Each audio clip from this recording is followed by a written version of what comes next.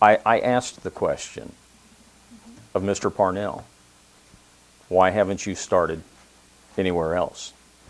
He's a property owner here in Bedford. A number of these other people live in Bedford. That's why they've approached Bedford, because they live here. They own property here.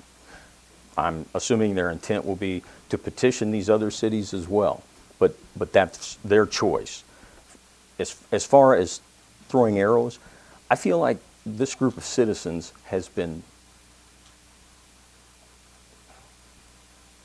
completely civil and polite and professional in their approach to this council with this information. They've done it in a very dignified and respectful way to petition their beliefs, their feelings, and their request. I don't think for one second that any of our citizens or any of the citizens from surrounding areas have thrown any arrows at anybody. They have stated their beliefs. They've used the one thing out of all these studies that have been provided, and I've just read, I've just researched, and I've solicited staff, and I've got the information input from these folks. I've not done any studies of my own.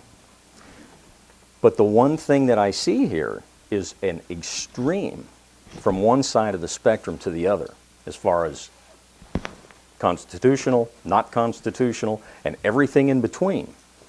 And all I'm saying is, in hindsight, after everything I've read and the thought that I've given it, I believe that I made the wrong choice. I already admitted I did not do due diligence on this issue when we voted for it.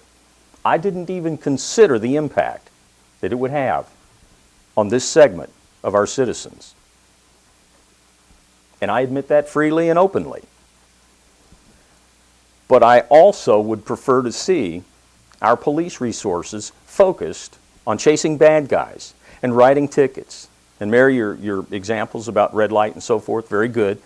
Those deal with systems that are in place, laws that are in place, and that's their purview. They are supposed to write tickets and stop speeders and things like that. Truancy is a school issue. My wife just retired from HEB ISD, and I will admit she was surprised that we agreed to do this. But I'm for doing anything that can help reduce truancy. I agree with what's been said here this evening.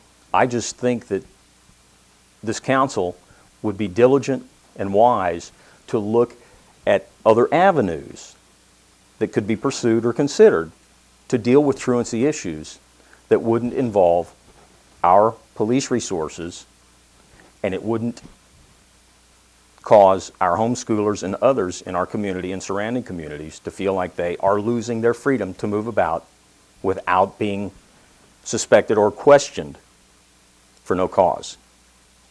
That's all I'm saying. Okay. So I've said enough, and quite honestly, I've heard enough. The question is that we have three